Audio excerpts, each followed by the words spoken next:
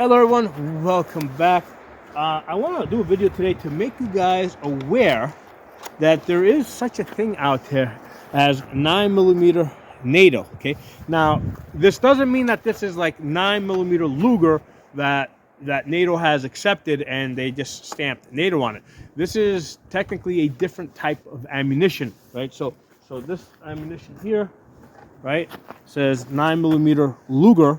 Okay, that's the type of ammunition that this is. This is a type of ammunition. Okay, and like this Tula here, right?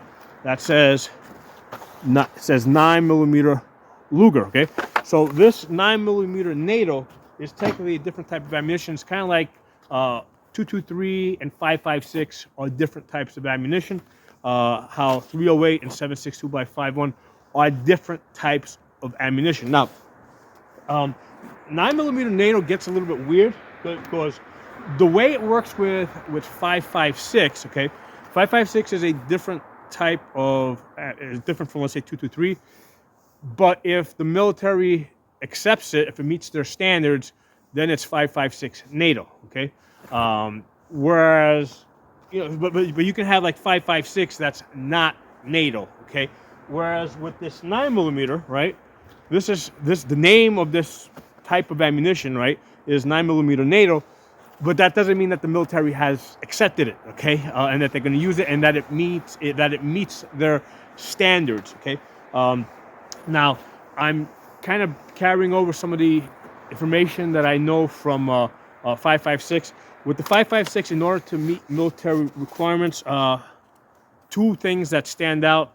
There's probably more, but basically it has to have like the water seal around the primer. Okay, I think there also has to be some type of a seal between the bullet and the case, right? And the other thing that's going to stand out is if you look at the different color there. Okay, basically the brass itself is heat treated. Let me find one that stands out a little bit more. Here you go. All right, you see how there's a difference in the color? There it goes. That's in focus. So the bottom half is a little bit darker. So that means that it's been heat treated. Okay, so basically these things have to be present for the military to accept it, to accept 5.56 as NATO. And sometimes with 5.56 it can have some of these requirements, but it may not meet all of them.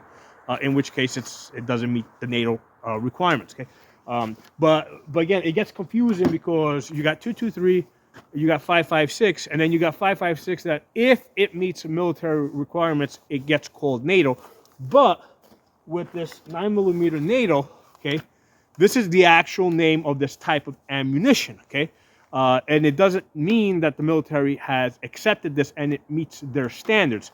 So as far as I know, there's not some other designation where it says, okay, 5.56 NATO, approved by like NATO, okay, so so as far as I'm aware, there's so it's confusing, and I'm just making you guys aware of it, okay? I'm making you aware of that this confusion exists. When you ask people what the difference is between 9mm Luger and 9mm NATO, what you will typically be told is that the 9mm NATO is basically a plus P load, that it's loaded to higher pressures, okay? Now, I ran this through a chronograph and I did an energy calculation. Both the CCI Blazer and this 9mm NATO from Winchester, right? It says Winchester Ranger, and it had this bullshit for law enforcement use only. A bunch of BS. I mean, I just got this online. So that's just marketing. So that's the other side of this. There's a whole marketing BS side to this, okay? Because we don't know. This might just be loaded 9mm Luger and they stamped it 9mm NATO. We don't know. I mean, Now, almost all 9mm guns that are sold today are stamped are plus P rated. Okay, so even if this was a plus P load, most modern 9mm guns would be able to handle it. But running these two through the chronograph, the CCI Blazer and this Winchester 9mm NATO, they both clocked in at 343 foot-pounds of energy. The Tula, on the other hand, actually comes in hotter. This comes in at around 350 foot-pounds of energy. Seen it as high as 355, you know, because there are some fluctuations. But the Tula 9mm Luger typically runs hotter, okay? And it's not rated plus P. It's just 9mm Luger, okay? So I did do some accuracy testing. Now, this 9mm NATO is 124 grains, right? And I do believe that is one of the requirements for the military, right? So so that might be the reason why they call it NATO, because it just happens to have, you know, the bolt weight that the military wants, and it might just be a marketing thing, okay? But that's not, you know, again, the main point that I'm trying to bring out here is that 9mm Luger and 9mm NATO are two different types of ammunition that are so similar that pretty much any 9mm Luger gun can shoot either, okay? I did do some accuracy testing with this. I am finding that it is that's a little bit more accurate, and it may have to do more with the fact that it's a 124 grain bullet, because a few people, because I've had this rifle over here, this 9mm Palmetto PX9. I've had this out to 300 yards, and when I was shooting it, I was using the CCI Blazer, and some people recommended that I should go out to distance with the 124 grain bullets. Today, when I was testing it, basically this was getting about 4 inches at 100 yards. The Tula was getting about 4 inches at 100 yards, and this what's my tape measure? This was clustering a little bit tighter. Okay, I did several groups. All right, so I'm in at about 3 inches. So I am seeing a little bit of consistency with that. Okay.